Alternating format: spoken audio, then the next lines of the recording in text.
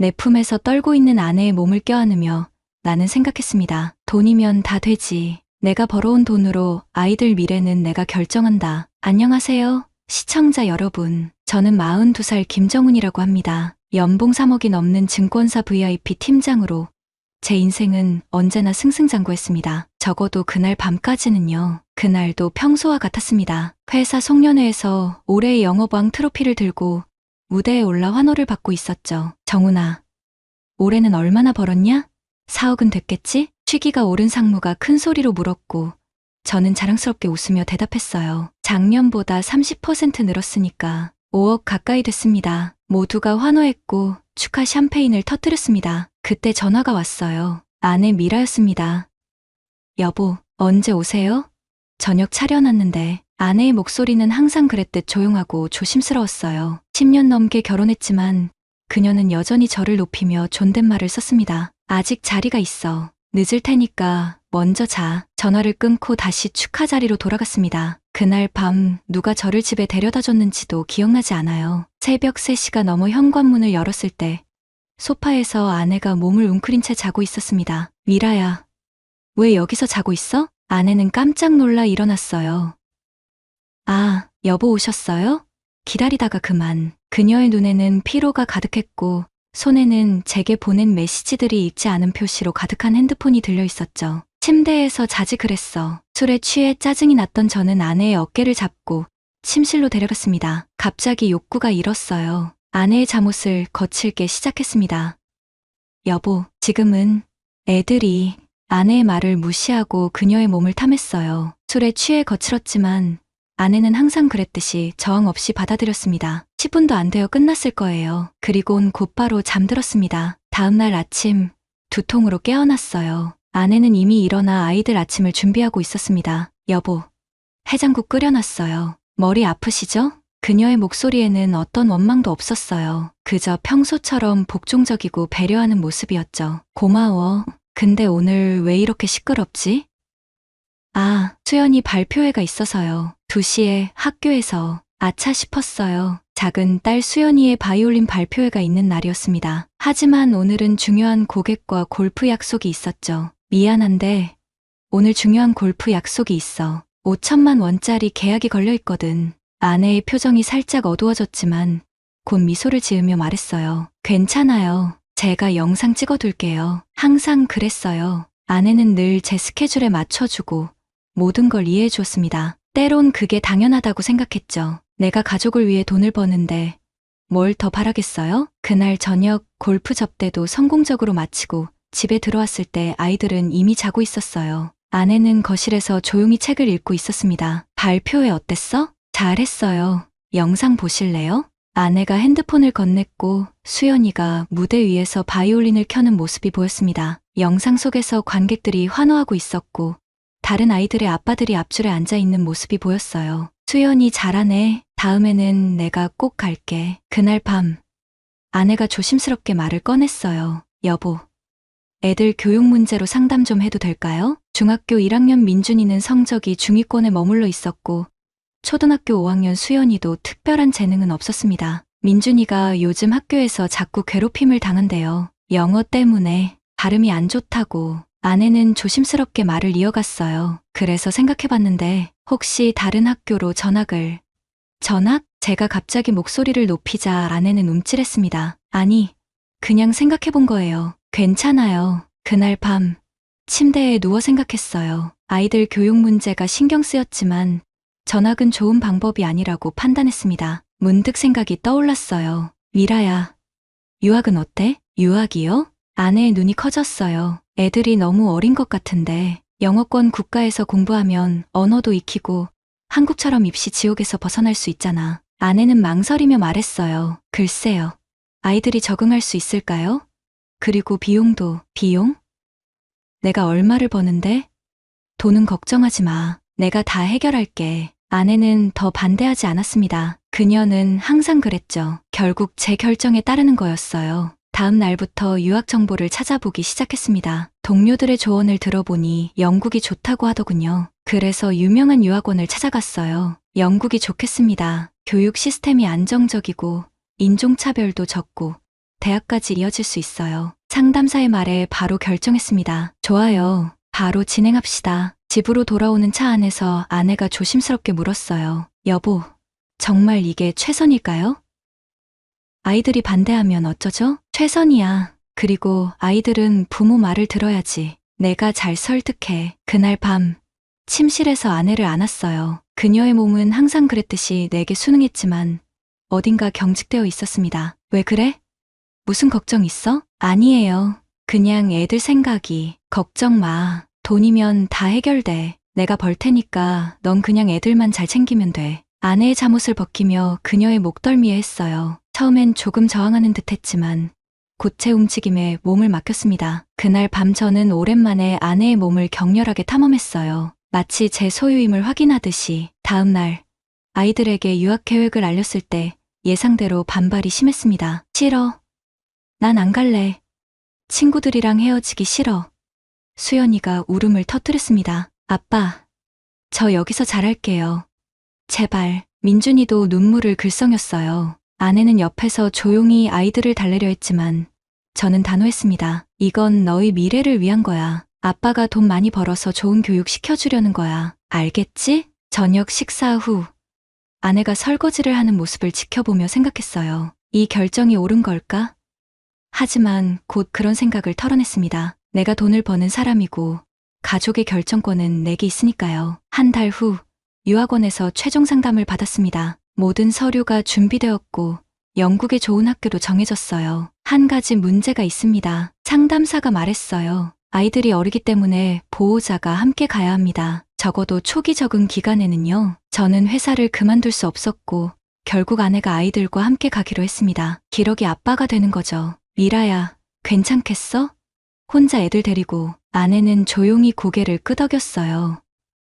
네, 할 수 있어요. 애들을 위해서라면. 그녀의 목소리가 살짝 떨렸지만 언제나처럼 내 결정에 따랐습니다. 동료들은 만류했어요. 정훈아, 기러기 가정 깨지는 거 많이 봤다. 그러지 마라. 하지만 저는 자신했습니다. 우리는 다르다고. 내 아내는 복종적이고 순종적인 여자니까 절대 바람 피울 리 없다고요. 출국 전날 밤 아내와 마지막 밤을 보냈습니다. 그녀의 몸은 차갑고 경직되어 있었지만 저는 아랑곳하지 않고 제 욕구를 채웠어요. 왜 이렇게 차가워?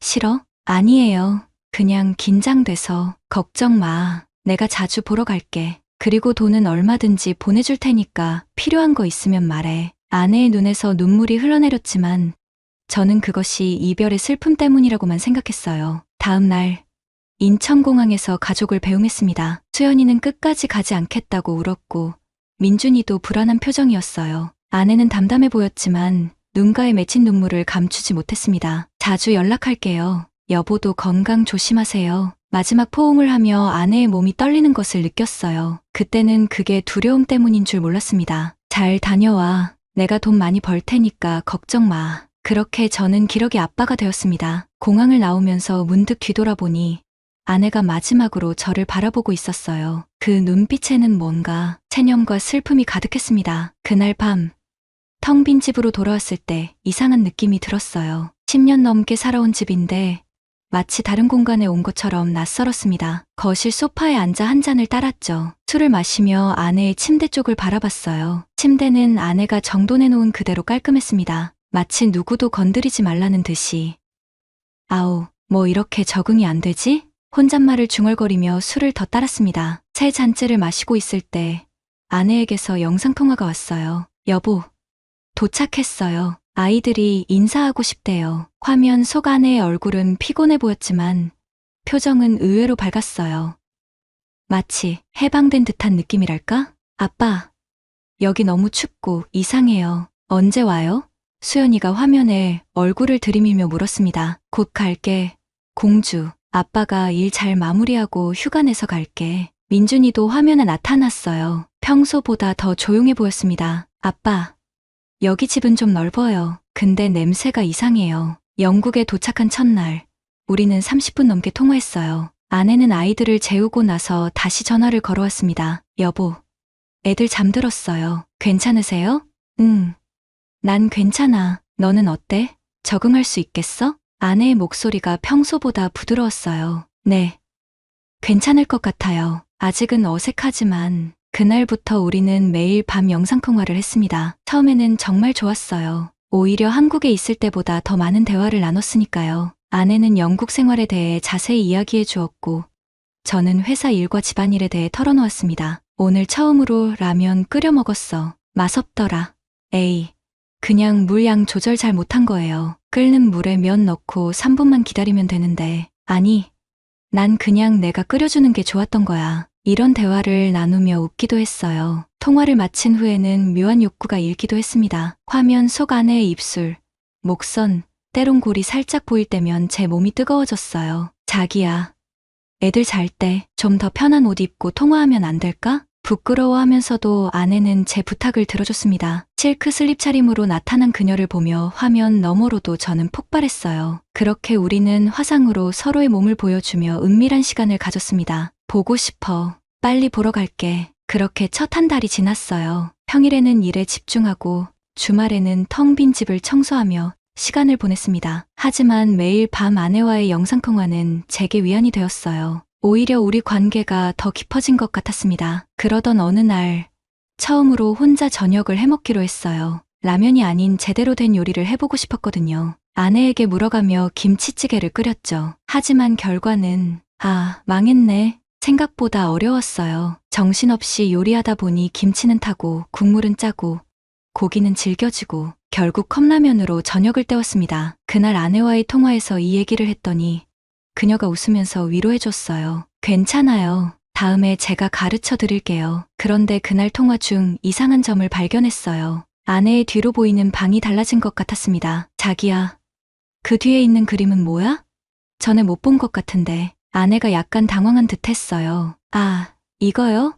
그냥 렌트한 집에 원래 있던 거예요. 신경 쓰지 마세요. 단순한 호기심이었지만 아내의 반응이 어쩐지 이상했어요. 하지만 곧 잊어버렸죠. 2달째 되는 날, 회사 일이 너무 많아 밤늦게까지 남아 있었어요. 마감 보고서를 처리하다가 그만 사무실 소파에서 잠들고 말았죠. 새벽 3시쯤 폰 진동에 깨어났습니다. 아내였어요. 여보, 괜찮아요? 왜 안 받아요? 걱정됐잖아요. 미안해. 회사에서 일하다 잠들었어. 많이 피곤하시죠? 무리하지 마세요. 아내의 목소리가 평소보다 더 다정했어요. 깊은 밤 사무실에서 들리는 그녀의 목소리가 갑자기 그리움으로 다가왔습니다. 미라야, 많이 보고 싶다. 저도요. 언제 오실 거예요? 다음 달에 휴가 내서 갈게. 기다려. 사실 계속되는 야근과 접대로 몸과 마음이 지쳐갔어요. 아내와 아이들이 없는 집은 그저 잠만 자는 공간이 되었고 주말에도 집에 있기 싫어 골프장이나 술자리를 찾아다녔습니다. 정훈아, 또 마실 거야? 요즘 너무 많이 마시는 거 아니야? 동료 현우의 말이 귓가에 맴돌았지만 외로움을 달래기 위해선 술이 최선이었어요. 어쩌겠어. 집에 가도 아무도 없는데. 그러게 내가 뭘 했어? 기러기 아빠 하지 말라고 했잖아. 우리 부부는 달라. 미라는 절대 변하지 않아. 자신 있게 말했지만 가끔은 불안했어요. 특히 최근 아내와의 통화가 점점 짧아지고 있었으니까요. 여보, 오늘은 좀 일찍 끊을게요. 민준이가 영어 숙제 때문에 도와달래서. 그래. 알았어. 내일 통화하자. 3달째가 되어갈 무렵 영국을 방문하기로 결심했어요. 일주일 휴가를 내고 런던으로 향했습니다. 비행기 안에서 설렘과 기대로 잠을 이루지 못했어요. 아내를 직접 안을 수 있다는 생각에 가슴이 뛰었습니다. 히드로 공항에 도착했을 때 아내와 아이들이 마중 나와 있었어요. 수연이가 제일 먼저 달려와 안겼습니다. 아빠, 너무 보고 싶었어요. 민준이도 수줍게 다가와 안겼어요. 그리고 아내, 3개월 만에 보는 아내는 달라 보였습니다. 머리 스타일도 바뀌었고 옷차림도 한국에서보다 훨씬 세련되어 있었어요. 무엇보다 표정이, 자신감이 넘쳐 보였습니다. 여보, 잘 왔어요. 피곤하시죠? 아내가 제 뺨에 살짝 뽀뽀했어요. 예전에는 공공장소에서 절대 그러지 않았는데 집으로 가는 차 안에서 아이들은 신나게 영국 생활에 대해 떠들었어요. 놀랍게도 2 아이 모두 영어 실력이 빠르게 늘고 있었고 학교 생활도 즐겁다고 했습니다. 엄마가 영어 많이 가르쳐줘서 학교에서 친구들도 생겼어요.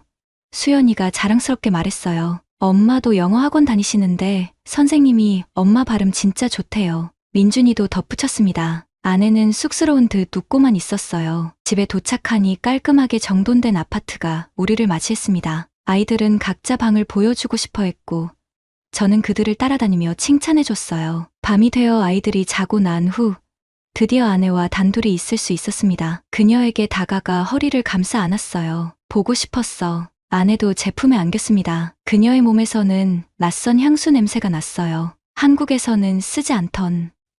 나도 많이 그리웠어요. 그날 밤 우리는 오랜만에 뜨겁게 사랑을 나눴습니다. 하지만 뭔가가 달랐어요. 아내의 몸이 더 적극적이고 대담해진 느낌이었습니다. 마치 새로운 기술을 배운 것 같았어요. 자기, 어떻게 이렇게 예전과 달라졌어? 침대 위에서 그녀의 허리를 쥐고 깊숙이 들어가자 아내는 소리를 참지 못했어요. 아내가 제 귓가에 속삭였습니다. 당신이 많이 그리웠어요. 그 말에 더욱 흥분해서 밤새도록 그녀의 몸을 탐험했어요. 그녀도 적극적으로 응했고 제가 지칠 때까지 계속했습니다. 아내가 이렇게 정열적인 여자였나 하는 생각이 들었지만 그저 오랜 이별 후의 그리움 때문이라고 생각했어요. 일주일 동안의 영국 방문은 행복했습니다. 아이들과 런던 관광을 하고 그들의 학교도 구경했어요. 놀랍게도 두 아이 모두 학교 생활에 잘 적응하고 있었습니다. 처음에는 반대했던 것과는 달리 이제는 한국으로 돌아가기 싫다고 할 정도였어요. 아빠, 여기 좋아요. 한국 가기 싫어요. 수연이가 떠나기 전날 말했습니다. 중간에 하루는 아내가 영어 학원에 가야 한다고 했어요. 저는 아이들과 함께 놀이공원에 다녀왔습니다. 아내에게 같이 가자고 했지만 중요한 시험이 있다며 거절했어요. 여보, 미안해요. 오늘 중간고사처럼 중요한 평가가 있어서. 괜찮아.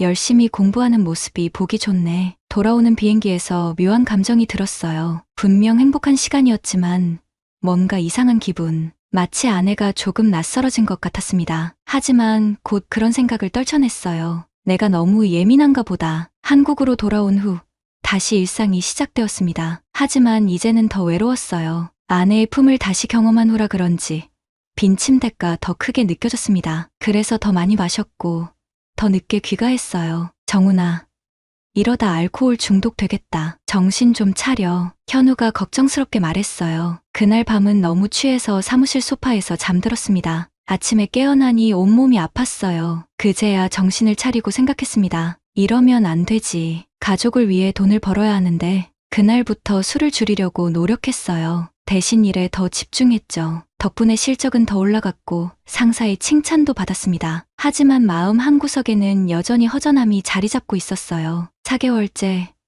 아내와의 통화 시간이 점점 짧아졌습니다. 처음에는 매일 30분 이상 통화했는데 이제는 5분 정도로 줄어들었어요. 그것도 아이들 소식을 전하는 정도였죠. 여보, 오늘은 좀 바빠서 내일 다시 통화해요. 아내의 이런 말이 잦아졌고 종종 영상통화가 아닌 음성통화만 했어요. 뭔가 수상하다는 느낌이 들기 시작했습니다. 자기야, 요즘 많이 바쁜가 봐? 영상통화 잘 안 하네. 아, 네.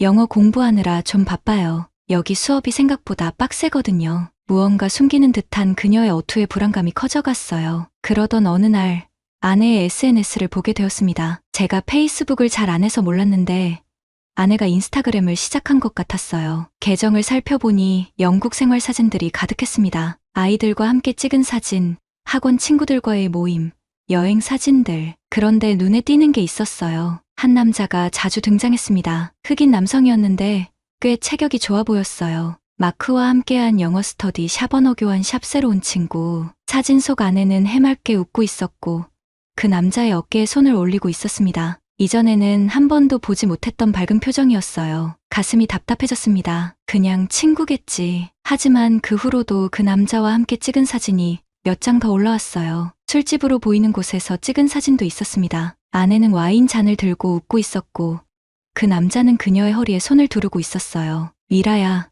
그 사진 속 남자는 누구야? 다음 통화에서 물어봤어요. 아, 마크요? 언어 교환 파트너예요. 제가 한국어 가르쳐주고 그 친구는 영어 가르쳐줘요. 꽤 친해 보이던데 그냥 친구예요. 여기선 인사할 때 안아주는 게 문화라서요. 그녀의 설명은 합리적이었지만 묘한 불안감은 가시지 않았어요. 그날 이후로 아내는 인스타그램에 새 사진을 올리지 않았습니다. 마치 제가 보고 있다는 걸 알아챈 것처럼. 5개월째 소원해지는 아내에 대한 불안감이 커져갔어요. 한국에 있는 기러기 아빠들의 모임에 나가보기도 했습니다. 거기서 듣는 이야기들은 더욱 불안감을 키웠어요. 내 친구 케이스도 처음엔 괜찮았어. 근데 1년 지나니까 바람 피우더라고. 요새 유럽에 사는 한국 여자들 중에 외국인이랑 바람 피우는 경우 꽤 있어. 특히 남편이 없으니까 더 쉽지. 고개를 저었지만 그들의 말이 자꾸 귓가에 맴돌았어요. 아니야. 미라는 그럴 리 없어. 하지만 의심의 씨앗은 이미 뿌려졌습니다. 그러던 어느 날 민준이와 통화할 기회가 있었어요. 아빠, 언제 또 와요? 보고 싶어요. 방학 때 갈게. 민준아, 요즘 엄마는 어때? 많이 바빠? 네. 영어 공부한다고 밤에 자주 나가요. 가끔은 늦게 들어오시기도 해요. 심장이 쿵 내려앉았어요. 늦게? 몇 시쯤? 저희 자고 나서요. 한 번은 새벽에 들어오시는 소리 들었어요. 그 대화 이후로 잠을 이루지 못했어요. 영어 공부 때문에 새벽에 들어온다고? 말이 안 되잖아. 의심이 꼬리에 꼬리를 물었습니다. 다음 통화에서 아내에게 물어봤어요. 미라야, 요즘 밤에 어디 가? 네. 무슨 말씀이세요? 민준이가 그러는데 밤에 자주 나간다며? 심지어 새벽에 들어온 적도 있다고? 잠시 침묵이 흘렀습니다. 아, 그거요? 영어 스터디가 있어서요. 한국인들끼리 모여서 영어 연습하는 새벽까지? 가끔 이야기가 길어져서 여보, 왜 그래요? 저 의심하시는 거예요? 의심받는 것에 대한 분노가 그녀의 목소리에 묻어났어요. 오히려 제가 잘못한 것처럼 느껴졌습니다. 아니, 그냥 궁금해서. 미안해. 통화를 마치고 나니 더 혼란스러웠어요. 이전에 순종적이던 아내는 어디로 갔을까? 이제는 당당하게 자신의 공간을 요구하는 여자로 변해 있었습니다. 그렇게 6개월이 지났어요. 어느 날 우편함에서 신용카드 명세서를 발견했습니다. 평소에는 이메일로만 확인했는데 이번에는 종이로도 왔더군요. 호기심에 열어봤는데 이상한 결제 내역이 눈에 띄었습니다. 아내 카드로 런던의 한 호텔에서 결제된 내역이 있었어요. 날짜를 확인해보니 제가 영국에 있지 않았던 시기였습니다. 웨스트민스터 호텔, 왜 거기서 결제를 했지? 가슴이 쿵쿵 뛰었어요. 손이 떨리기 시작했습니다. 카드사에 전화했어요. 네, 고객님. 해당 결제는 7월 15일 오후 2시에 이루어졌습니다. 객실 요금으로 보입니다. 객실 요금이라 아내가 왜 호텔 객실을 결제했을까? 아이들과 여행을 간 것일까? 하지만 7월 15일은 평일이었고 아이들은 학교에 가야 했어요. 그날 밤 아내에게 전화했지만 받지 않았습니다. 3번이나 시도했는데도 받지 않았어요. 1시간 후에야 문자가 왔습니다. 죄송해요. 지금 수업 중이에요. 나중에 전화할게요. 수업. 밤 11시, 영국 시간에? 그날 밤 아내는 결국 전화를 걸어오지 않았어요. 다음 날도, 그 다음 날도 마치 저를 피하는 것 같았습니다. 결국 제가 먼저 연락했을 때 그녀는 미안하다며 바빴다고 변명했어요. 여보, 호텔 결제 내역이 있던데 웨스트민스터 호텔? 또 다시 침묵이 흘렀습니다. 아, 그거요? 학원 단체 워크숍이 있어서요. 다른 학생들이랑 같이 참석했어요. 그녀의 설명은 그럴듯했지만 뭔가 석연치 않았어요. 호텔 워크숍이라 묘한 상상이 머릿속을 스쳐 지나갔습니다. 그래? 재미있었어?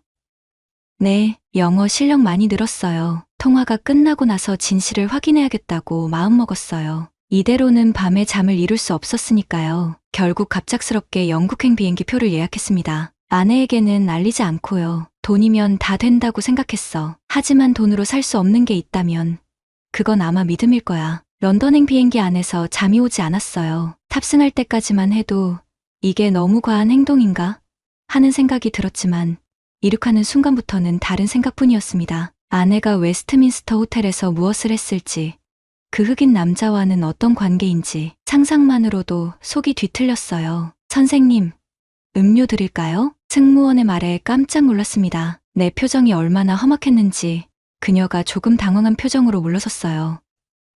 아, 위스키 온더락 주세요. 술을 받아 단숨에 들이켰습니다. 불안감을 달래기 위해서였죠. 그러나 술은 도움이 되지 않았어요. 오히려 더 불안한 생각들이 꼬리에 꼬리를 물었습니다. 그녀가 외도했다면 난 뭘 어떻게 해야 하지? 일단 확실한 증거를 잡아야 했어요. 그래서 대행사를 통해 런던에 도착하자마자 사용할 차량을 예약했습니다. 그것도 내비게이션과 블랙박스가 설치된 차를. 히드로 공항에 도착했을 때는 현지 시간으로 아침 7시였어요. 아이들은 학교에 갔을 테고 아내는 집에 있을 시간이었죠. 하지만 직접 그녀를 찾아가진 않았어요. 대신 집 근처 카페에서 기다리기로 했습니다. 렌터카를 받아 그들이 사는 동네로 향했어요. 생각보다 좋은 지역이었습니다. 제가 보내는 유학비가 꽤 많긴 했지만 다시 보니 이 정도 고급 지역인 줄은 몰랐어요. 집 근처에 자리를 잡고 차에 앉았죠. 마치 형사들이 잠복 근무하듯 기다렸죠. 오전 10시쯤 드디어 아내가 나타났습니다. 머리를 올려 묶고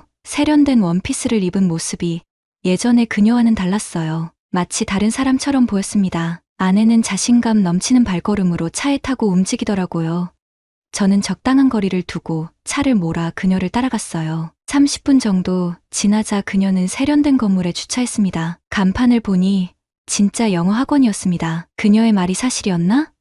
안도감이 스쳤지만 여전히 의심은 가시지 않았어요. 저도 학원 앞 주차장에 차를 세우고 3시간 넘게 기다렸습니다. 굳이 이걸 기다려야 하나 싶은 생각도 들었지만 이미 여기까지 온 마당에 확실히 하고 싶었어요. 드디어 오후 2시경 아내가 학원에서 나왔습니다. 그런데 그녀 옆에 그 남자가 있었어요. 인스타그램에서 봤던 그 흑인 남자였습니다. 두 사람은 웃으며 이야기를 나누고 있었고 그 모습이 너무나 자연스러워 보였어요. 가슴이 철렁 내려앉았습니다. 두 사람이 길모퉁이를 돌아 사라지자 차에서 내려 그들을 따라갔어요. 멀리서 지켜보니 그들은 근처 레스토랑으로 들어갔습니다.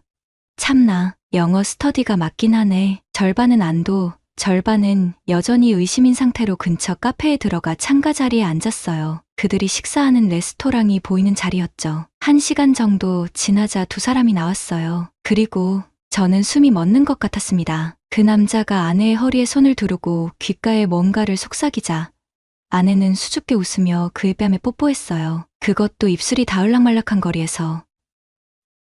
저건 뭐야? 손에 쥐고 있던 커피잔을 너무 세게 쥐어 뜨거운 커피가 손등으로 조금 쏟아졌지만 그 순간엔 아무런 통증도 느껴지지 않았어요. 두 사람은 택시를 잡아탔고 저도 황급히 차로 돌아가 그들을 쫓았습니다. 택시는 생각보다 멀리 가지 않았어요. 웨스트민스터 호텔.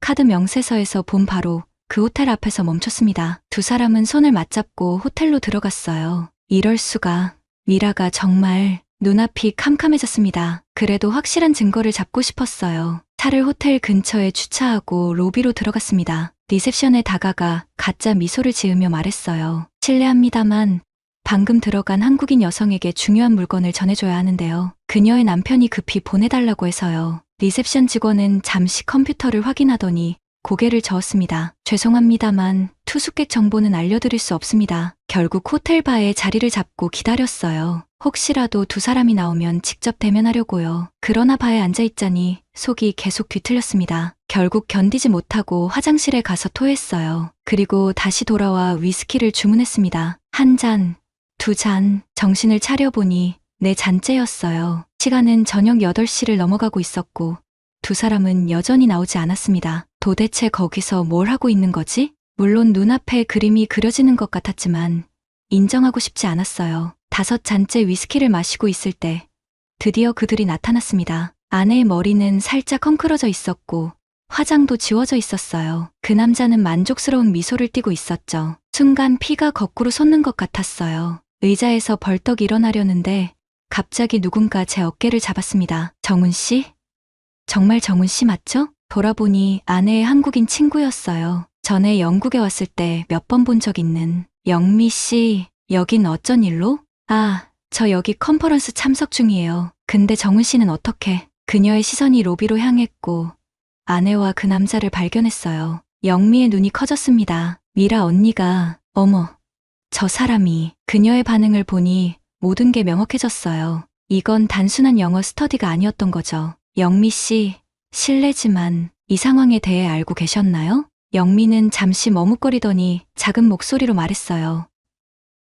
죄송해요. 가슴이 찢어지는 것 같았습니다. 그래도 최대한 침착하게 물었어요. 언제부터? 3개월 정도 됐을 거예요. 언니 영어 선생님이었던 사람인데 그날 밤 아이들을 만나러 집으로 향했습니다. 아내는 그 남자와 함께 어디론가 가는 것 같았어요. 집은 베이비시터가 지키고 있었고 아이들은 이미 자고 있었습니다. 베이비시터를 보내고 아이들 방에 들어가 애들이 자는 모습을 지켜봤어요. 평화롭게 자고 있는 아이들의 모습에 눈물이 났습니다. 이 아이들에게 무슨 일이 생기는 거지? 거실로 나와 소파에 앉아 기다렸어요. 밤 11시, 12시, 새벽 1시가 되어서야 현관문 열리는 소리가 들렸습니다. 애들 다 잤겠지? 낯선 남자 목소리에 피가 얼어붙었어요. 아내가 그를 집으로 데려온 거였습니다. 응, 다 잤을 거야. 근데 베이비시터는 없네? 원래 새벽까지 있어야 하는데. 아내의 목소리였어요. 그리고 이어진 그 짖거리 소리. 거실 불을 켰습니다. 여보? 아내의 얼굴이 창백해졌어요. 그 남자도 당황한 듯했지만 이내 담담한 표정으로 바뀌었습니다. 여보, 왜 갑자기? 아내가 떨리는 목소리로 물었어요. 왜 갑자기라니? 내가 남편이잖아. 우리 집인데 왜 갑자기냐고 묻는 게 이상하지 않아? 최대한 감정을 억누르려 했지만 목소리가 떨렸어요. 여보, 이건 오해예요. 오해? 내가 하루 종일 너희를 미행했어. 호텔까지 들어가는 것도 봤고. 아내의 눈에서 눈물이 흘러내렸어요. 그 남자가 한 발 앞으로 나섰습니다. 제가 설명하겠습니다. 저는 미라에. 닥쳐. 당신한테 물어본 적 없어. 분노가 치밀어 올랐지만 아이들이 자고 있다는 생각에 목소리를 낮췄어요. 미라야, 애들 깨기 전에 잠깐 밖에서 얘기하자. 아내는 눈물을 훔치며 그 남자를 바라봤어요. 그는 고개를 끄덕이더니 현관으로 향했습니다. 나중에 연락할게. 미라, 그가 나가자 저는 아내를 똑바로 쳐다봤어요. 설명해봐. 어떻게 이럴 수 있어? 아내는 소파에 앉더니 얼굴을 손으로 가렸습니다. 미안해요. 정말 미안해요. 미안하다고 해결돼? 3개월이나 바람피웠잖아. 영미한테 다 들었어. 영미를 만났어요? 호텔에서 우연히 3개월 전부터 그 사람과 관계가 있었다며? 아내는 고개를 끄덕였어요. 네, 처음엔 정말 영어 선생님이었어요. 그런데 뭐? 그런데 어떻게 그렇게 됐어? 내가 뭐가 부족했는데? 화가 치밀어 올라 소리를 질렀고 그때 아이들 방에서 움직이는 소리가 들렸어요. 일단 나가자. 애들 깨겠다. 집 근처 24시간 카페에서 마주 앉았습니다. 아내는 계속 눈물을 흘리고 있었어요. 설명해. 처음엔 그냥 영어 선생님이었어요. 말했듯이 언어 교환을 했고 그런데 시간이 지나면서 마크가 저한테 관심을 보였고 그래서 그게 내가 보낸 돈으로 호텔방 잡고 바람 피울 이유가 돼? 여보, 당신은 몰라요. 내가 얼마나 외로웠는지. 외로웠다고? 매일 통화했잖아. 내가 보고 싶어 미쳐 있는데 너는 바람 피울 생각만 했던 거야? 아내의 표정이 급격히 바뀌었어요. 맞아요. 외로웠어요. 당신이 하루에 수백만 원씩 쓰면서 접대받으면서 술 마시고 있을 때 저는 낯선 나라에서 아이 둘을 혼자 키우고 있었어요. 당신은 내가 항상 순종적으로 따를 거라고 생각했죠? 당신이 돈만 벌어다 주면 모든 게 다 해결된다고? 아내의 반격에 순간 할 말을 잃었어요. 그래도 바람 피울 이유가 안 돼. 내가 그런 사람인 줄 몰랐어. 당신도 날 몰랐어요. 10년 동안 시키는 대로 따르고 당신이 원하는 대로 해왔지만 여기 와서 난 처음으로 자유를 느꼈어요. 내가 뭘 원하는지 누구인지 알게 됐다고요. 그러니까 내가 원하는 건 흑인 남자와 잠자리하는 거야? 순간 아내의 손이 제 뺨을 때렸어요. 생각지도 못한 반응에 당황스러웠습니다. 더러운 소리 하지 마요. 돈으로 날 살 수 있다고 생각했던 당신이 더 추해요. 뭐? 내가 우리 가족 위해서 돈 벌었잖아. 애들 교육시키려고. 애들 교육? 진짜 애들 생각했어요? 당신은 그냥 당신 자존심 채우려고 돈 벌었고 그 돈으로 우리를 통제하려 했어요. 유학도 당신이 결정했잖아요. 애들이 얼마나 반대했는데 말문이 막혔어요. 아내의 말이 완전히 틀린 건 아니었으니까요. 그래도 바람 피우는 건 잘못된 거야. 알아요. 그 점은 사과할게요. 하지만 난 이제 그냥 당신 말대로 살기 싫어요. 여기서 새 삶을 시작할 거예요. 뭐? 이혼하자는 거야? 네, 마크와 같이 살 거예요. 애들도 데리고. 피가 거꾸로 솟는 것 같았어요. 순간 통제력을 잃고 테이블을 내리쳤습니다. 농담하지 마. 내 돈으로 영국 와서 불륜 저지르고 이제 내 자식들까지 빼앗아가겠다고? 카페 안 사람들이 우리를 쳐다봤어요. 아내는 담담하게 말했습니다. 당신 진짜 아이들에 대해 알아요? 민준이 좋아하는 과목이 뭔지, 수련이가 요즘 뭘 그리는지. 당신은 그냥 돈만 보내면 다 된다고 생각했지만 아이들은 아빠가 필요한 거예요. 돈 아니라. 그 말에 가슴이 찢어지는 것 같았어요. 아내는 일어나 가방을 들었습니다. 오늘 당신이 애들 좀 봐줘요. 난 마크네 갈 거예요. 내일 돌아올게요. 야, 너 진짜 소리 지르지 마요. 애들 데려가기 싫으면. 아내의 단호한 태도에 할 말을 잃었어요. 그녀는 돌아서서 카페를 나갔고 저는 그 자리에 못 박힌 듯 앉아 있었습니다. 그날 밤 낯선 침대에 누워 생각했어요. 내가 정말 돈으로 모든 걸 해결하려 했나? 아내의 말이 머릿속을 떠나지 않았습니다. 정말 나는 아이들의 아빠로서 역할을 했을까?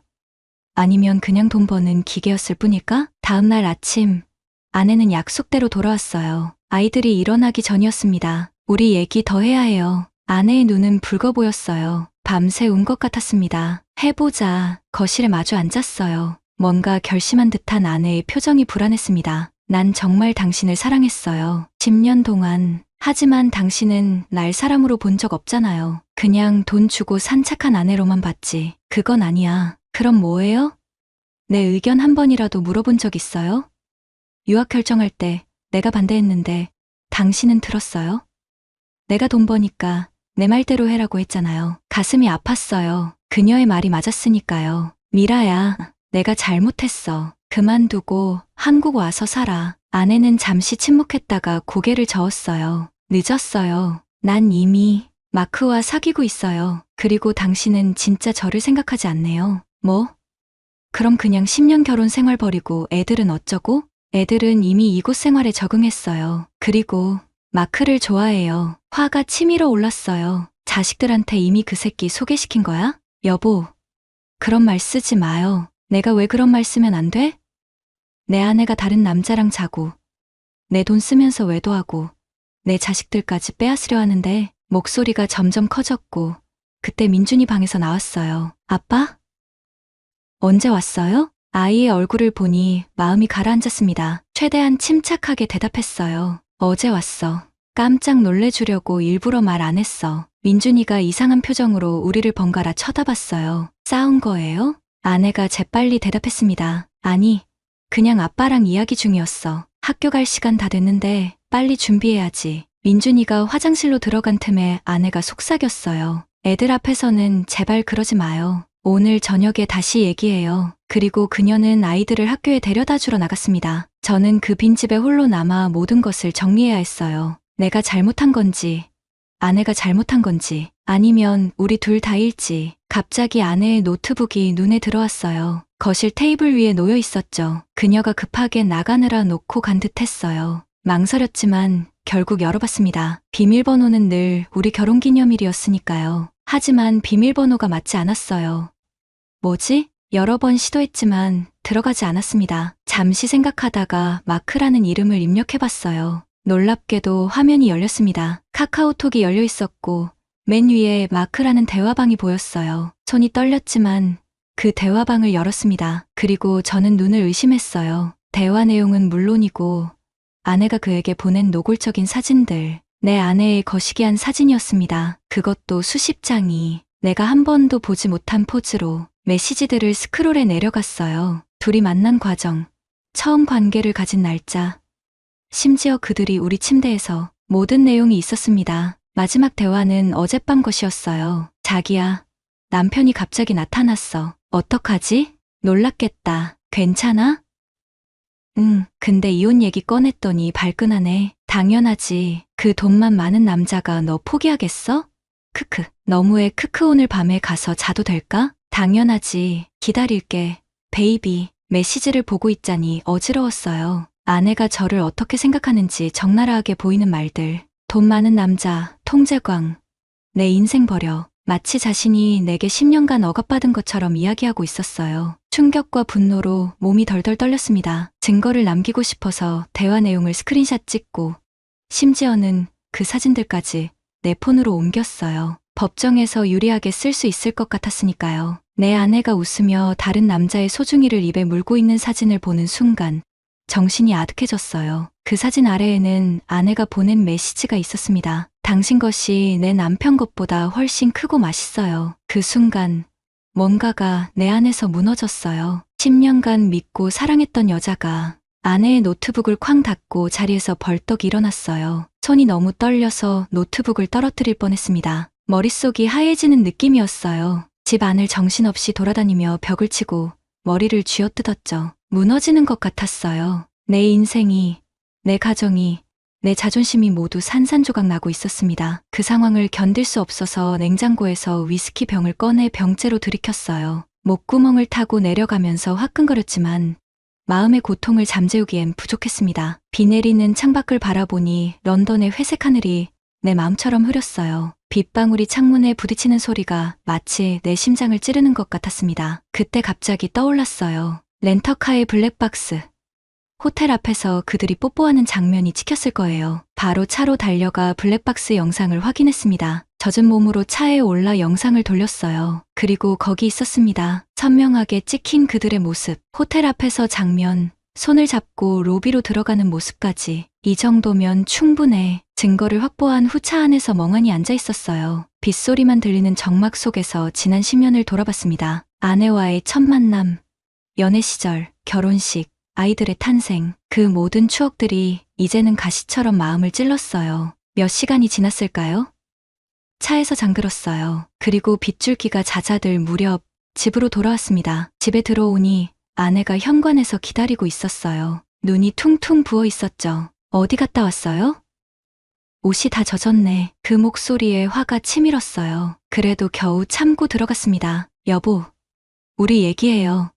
제발. 아내가 다가와 제 팔을 잡았어요. 그 손길이 역겨웠습니다. 얼마 전까지 그 흑인 남자의 몸을 더듬던 손이. 얘기?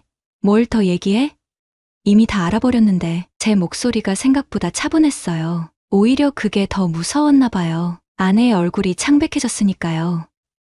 뭘 알았다는 거예요? 내 비밀번호 마크더라? 카톡 대화 다 봤어. 내가 보낸 사진들도. 아내의 표정이 순식간에 굳어졌어요. 입술이 파르르 떨리더니 무릎이 꺾이는 듯 했습니다. 그건 변명할 생각 마. 이제 와서 무슨 변명이 더 필요해? 나한테 오빠 것보다 더 크고 맛있다고 했던 사람이? 그 말에 아내가 두 손으로 얼굴을 가렸어요. 어깨가 흔들렸지만 더 이상 그녀의 눈물에 마음이 흔들리지 않았습니다. 미안해요. 정말 미안해요. 그건 그냥 뭐? 그냥 농담이었어? 아니면 진심이었어?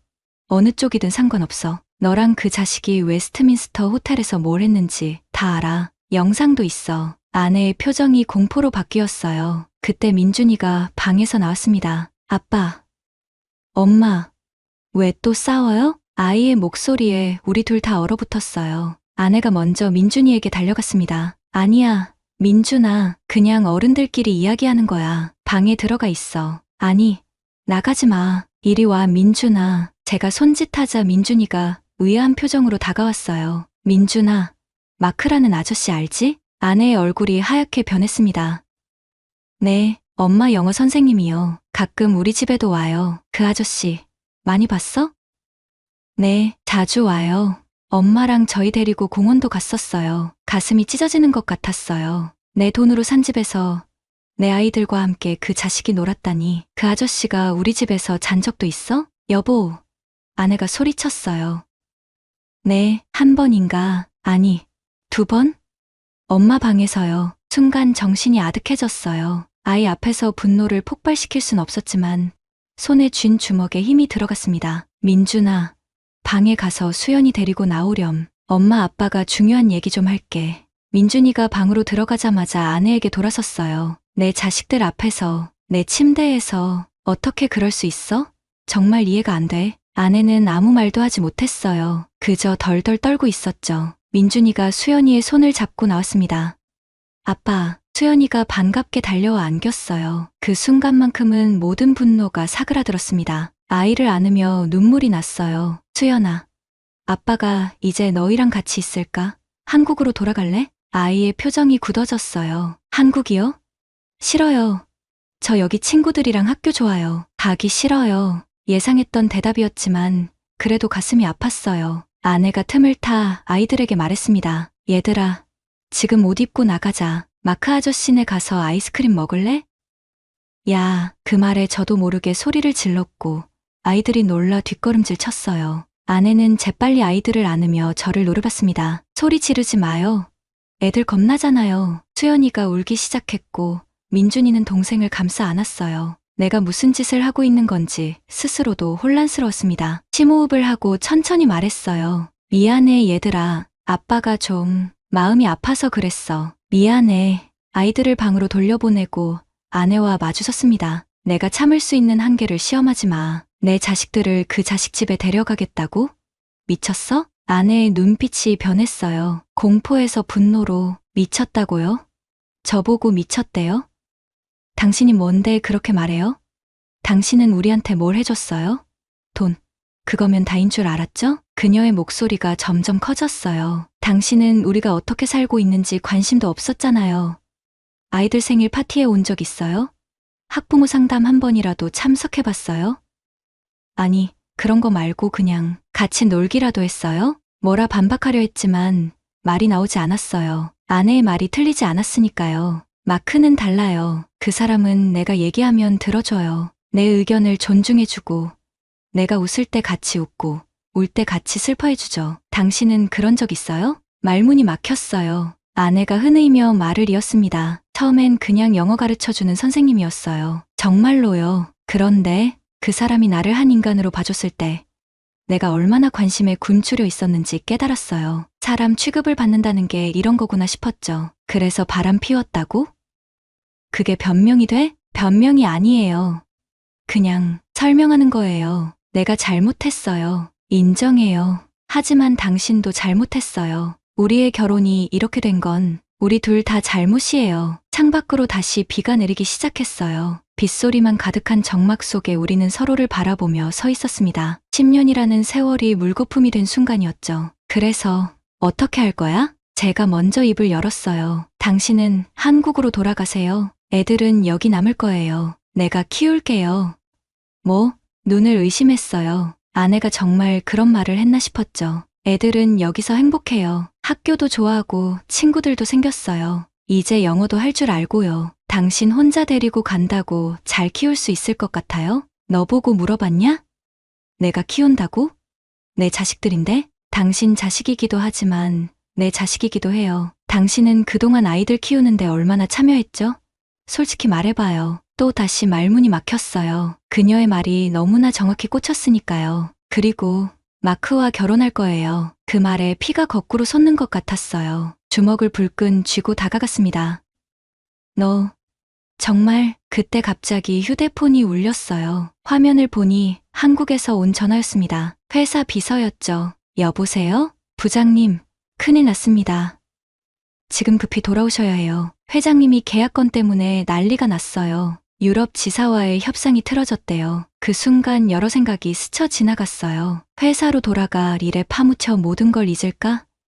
아니면 여기 남아 가족을 지킬까? 지금 갈 수 없어. 여기 급한 일이 있어. 하지만 부장님, 회장님이 오늘 안에 안 오시면 책임을 물겠다고. 그러라고 해. 더 중요한 일이 생겼어. 전화를 끊고 아내를 바라봤어요. 그녀의 눈에는 놀라움이 가득했습니다. 방금 회사 전화 거절한 거예요? 그래. 지금은 회사보다 가족이 더 중요해. 아내의 표정이 복잡해 보였어요. 그때 초인종이 울렸습니다. 창문으로 보니 그 남자였어요. 마크. 피가 끓어올랐지만 어쩐지 차분해졌어요. 문을 열었습니다. 들어오세요. 얘기할 게 있으니까. 그 자식이 놀란 표정으로 들어왔어요. 키가 190은 넘어 보이는 거구였죠. 머릿속으로 이 남자와 아내가 서로 껴안고 있는 모습이 그려져 토할 것 같았지만 참았습니다. 정훈 씨, 이렇게 만나서 앉으세요. 거실 소파에 세 사람이 앉았어요. 어색한 침묵이 흘렀죠. 아내는 두 손을 비비며 불안해 보였고 마크는 당황한 표정이었습니다. 질문이 있어요. 당신은 내 아내를 진심으로 사랑해요? 그의 눈을 똑바로 쳐다봤어요. 네, 정말 사랑합니다. 그럼 아이들은요? 내 아이들도 사랑할 수 있어요? 마크는 잠시 생각하더니 진지하게 대답했어요. 그 아이들은 미라의 일부니까요. 저는 이미 그 아이들을 사랑하고 있습니다. 그 말에 가슴이 아팠어요. 내가 하지 못했던 말을 이 낯선 남자가 하고 있으니까요. 그럼 행복하게 해줄 수 있어요? 내가 해주지 못했던 것처럼? 아내의 눈에 눈물이 고였어요. 마크는 단호하게 말했습니다. 네, 제 목숨을 걸고 약속합니다. 깊은 숨을 내쉬었어요. 지금 이 순간 내가 뭘 위해 싸우고 있는 걸까? 내 자존심? 내 아내? 내 가정? 하지만 이미 무너져버린 가정을 붙들어도 소용없다는 걸 알았어요. 알겠어요. 이혼하죠. 아내의 눈이 커졌어요. 여보, 하지만 조건이 있어. 첫째, 아이들은 당신 성을 따르겠지만 한국 이름은 유지해야 해. 절대 바꾸지 마. 둘째, 내가 언제든 아이들을 만날 수 있어야 해. 셋째, 아이들 교육비는 내가 전부 부담할게. 대신 당신은 재산 분할 같은 건 요구하지 마. 말을 마치자 온몸에서 힘이 빠졌어요. 마크가 먼저 일어섰습니다. 공정한 조건 같습니다. 감사합니다. 그가 손을 내밀었지만 악수하고 싶지 않았어요. 그냥 고개만 끄덕였죠. 이제 나가줄래요? 아내랑 마지막 대화를 하고 싶어요. 마크는 이해한다는 듯 고개를 끄덕이고 밖으로 나갔습니다. 아내와 단둘이 남자 그녀가 울음을 터뜨렸어요. 미안해요. 정말 미안해요. 제가 손을 들어 말을 막았어요. 이제 와서 사과해도 소용없어. 다만 그 남자가 정말 너와 아이들을 행복하게 해주길 바랄게. 아내의 눈물 젖은 얼굴을 보니 문득 결혼식 날이 생각났어요. 그때도 그녀는 울고 있었죠. 행복한 눈물이었지만 아이들한테 들어가 볼게. 아이들 방으로 들어가니 둘 다 침대 위에 앉아 겁먹은 표정으로 저를 쳐다봤어요. 수연이가 먼저 물었습니다. 아빠, 엄마랑 싸웠어요? 응, 좀 그랬어. 미안해 얘들아. 아빠, 우리 한국 안 가도 돼요? 민준이가 조심스럽게 물었어요. 가슴이 찢어질 것 같았지만 억지로 미소 지었어요. 안 가도 돼. 아빠가 이제부터 자주 보러 올게. 그리고 마크 아저씨가 너희랑 같이 살게 될 거야. 두 아이가 눈을 동그랗게 뜨고 서로를 쳐다봤어요. 놀랍게도 기뻐하는 표정이었습니다. 진짜요? 마크 아저씨 재미있는데. 수연이의 말에 가슴이 더 아팠지만 표정 관리를 했어요. 그래, 잘 됐구나. 근데 아빠 한 가지만 약속해 줄래? 아빠를 잊지 말아줘. 아빠는 언제나 너희를 사랑하니까. 아이들이 달려와 안겼어요. 그들의 작은 몸을 감싸 안으며 이게 마지막이 아니길 바랐습니다. 아빠도 사랑해요. 그 순간만큼은 모든 분노와 배신감이 사라지고 그저 아이들의 행복만을 바랐어요. 비록 내 곁에 없더라도 그들이 행복하다면 그걸로 충분할지도 모른다는 생각이 들었습니다. 방에서 나오니 아내가 거실에 앉아 있었어요. 눈물이 다 마른 표정이었죠. 창밖을 보니 비가 그치고 석양이 지고 있었어요. 런던의 마지막 석양이겠죠. 아내가 현관까지 따라왔어요. 정말 미안해요. 미안해하지 마. 우리 둘 다 잘못한 거니까. 난 내가 사람이 아닌 소유물로 여겼고 넌 내게 정직하지 못했어. 둘 다 반성할 일이야. 마지막으로 한번 집안을 둘러봤어요. 모든 게 물거품이 되어버렸지만 이상하게도 마음이 평온해졌어요. 그럼 잘 있어. 현관문을 열고 나오는데 갑자기 아내가 제 팔을 잡았어요. 여보, 정말로 당신을 사랑했어요. 처음부터 끝까지. 그것만은 진심이에요. 마지막으로 아내의 눈을 바라봤어요. 10년간 함께한 그녀의 눈에서 진심을 읽을 수 있었습니다. 그녀도 나름대로 사랑했던 거겠죠. 나도 널 사랑했어. 지금도. 그래서 이렇게 아픈 거야. 마지막 인사를 남기고 문을 닫았습니다. 비에 젖은 런던 거리로 나오니 해가 완전히 져 있었어요. 어둠 속에서 홀로 서 있자니 비로소 모든 게 끝났다는 실감이 났습니다. 비가 다시 내리기 시작했어요. 차가운 빗방울이 얼굴에 떨어졌지만 닿지 않았습니다. 제 눈물과 빗물이 뒤섞여 흘러내렸으니까요. 돈이면 다 되는 줄 알았는데 그렇게 런던의 어둠 속으로 걸어갔습니다. 뒤에 남겨진 것은 10년의 결혼 생활과 두 아이, 그리고 제 심장의 한 조각이었습니다. 한국으로 돌아와 삶을 재건하려 노력했습니다. 회사에서는 유럽 계약건을 망쳤다고 강등되었지만 그러든 말든 신경 쓰지 않았어요. 더 이상 예전의 저는 아니었으니까요. 영국에 남은 아이들과는 매주 영상통화를 했습니다. 처음에는 어색했지만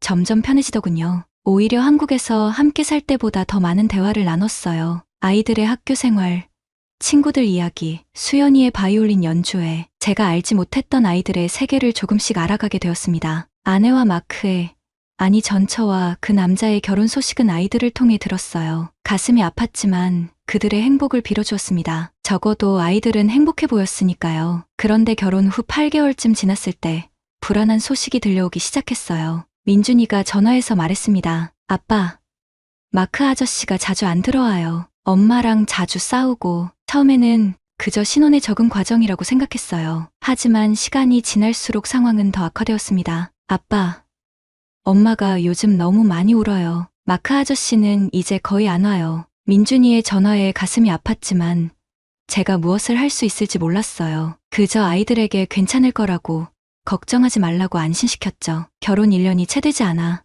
전처에게 연락이 왔습니다. 정훈 씨, 도움이 필요해요. 떨리는 목소리였어요. 처음에는 냉정하게 대하려 했지만 그녀의 울음소리에 마음이 약해졌습니다. 무슨 일이야? 마크가 날 떠났어요. 다른 여자랑. 아이러니했어요. 그녀가 저에게 했던 일을 이제 그녀도 당한 겁니다. 복수심 같은 건 없었어요. 그저 허무했죠. 아이들은 괜찮아? 그게 제가 요즘 좀 힘들어서 아이들 돌보기가 불안한 예감이 들었어요. 다음 주에 바로 영국행 비행기를 예약했습니다. 런던에 도착했을 때 충격적인 광경이 펼쳐졌어요. 예전에 제가 보내준 돈으로 꾸몄던 깔끔한 집은 온데간데 없고 어질러진 방들과 빈 와인병, 약병들이 가득했습니다. 아이들은 제 얼굴을 보자마자 울음을 터뜨렸어요. 아빠가 왔어. 수연이가 달려와 제 품에 안겼습니다. 너무 말라 있었어요. 민준이도 예전보다 훨씬 야위어 있었죠. 아빠, 우리 이제 같이 살래요. 한국 가고 싶어요. 그 말에 눈물이 났습니다. 예전에 그렇게 한국에 가기 싫어하던 아이들이 이제는 저와 함께 가고 싶다고 하니 전처는 거실 소파에 축 처져 있었어요. 눈은 초점이 없고 몸은 말라 있었습니다. 마크가 떠난 후 우울증에 빠져 약을 복용하기 시작했다고 해요. 처방약을 넘어 불법 약물까지. 아이들 학비는? 내가 보낸 돈은 설마? 그녀는 대답하지 못했어요. 나중에 민준이를 통해 알게 됐습니다. 엄마가 돈을 다 써버렸다고. 학비는 물론 생활비까지. 영국에서의 법적 절차는 생각보다 빨리 진행됐어요. 아이들 양육권을 주장하는데 큰 어려움은 없었습니다. 전처의 상태가 너무 심각했거든요. 오히려 그녀도 동의했어요. 애들은 당신이 데려가세요. 내가 지금 키울 수 없어요. 아이들과 함께 한국으로 돌아오는 비행기 안에서 수연이가 제 손을 꼭 잡고 말했습니다. 아빠, 이제 안 떠날 거죠? 응, 절대 안 떠날 거야. 아빠가 약속할게. 그날 이후로 3년이 지났습니다. 아이들은 어느새 한국 학교에 잘 적응했고 저도 다시 일어섰어요. 회사는 그만두고 작은 사업을 시작했죠. 수입은 예전보다 줄었지만 아이들과 함께하는 시간은 늘었습니다. 주말마다 캠핑도 가고 영화도 보고 돈으로는 살 수 없는 소중한 시간들이었어요. 전처와는 가끔 연락이 닿습니다. 그녀는 재활센터에서 치료를 받고 있다고 해요. 아이들도 가끔 엄마와 통화하며 지냅니다. 미움이나 원망보다는 그저 안타까움만 남았어요. 어제는 민준이 학교 진로 상담 날이었습니다. 선생님이 물었어요. 민준이 아버님은 어떤 일을 하세요? 민준이가 대답했대요. 우리 아빠는 슈퍼히어로예요. 돈 많이 벌 수 있는 일을 그만두고 우리랑 함께 있어주는 진짜 히어로요. 그 말을 전해 들었을 때 눈물이 났습니다. 아이들에게 제가 그런 존재가 되었다니 이전의 저라면 상상도 못했을 일이에요. 저녁 식탁에서 수연이가 묻더군요. 아빠, 행복해요? 잠시 생각했어요. 예전에 화려했던 삶을 돌아보며 3억이 넘는 연봉, VIP 고객들과의 접대, 명품 시계와 수트, 그리고 지금의 소박한 삶, 작은 사무실, 줄어든 수입, 평범한 옷차림. 정말 행복해. 너희들이 있으니까. 그제야 깨달았습니다. 진정한 부는 통장 잔고가 아니라 함께하는 시간과 추억, 그리고 사랑이라는 것을. 아내를 잃은 것은 여전히 아픈 상처지만 그 상처를 통해 더 소중한 것을 배웠어요. 돈보다 중요한 것이 있다는 걸. 이제는 아이들의 웃음소리가 제게 가장 값진 재산입니다. 마지막으로 시청자 여러분께 말씀드리고 싶어요. 가족을 위해 열심히 돈 버는 것도 중요하지만 그 가족과 함께하는 시간은 더 소중합니다. 제가 그 사실을 깨닫기까지 너무 많은 것을 잃었어요. 여러분은 저처럼 되지 않길 바랍니다. 감사합니다. 오늘의 사연은 여기까지입니다. 구독과 좋아요는 사랑입니다.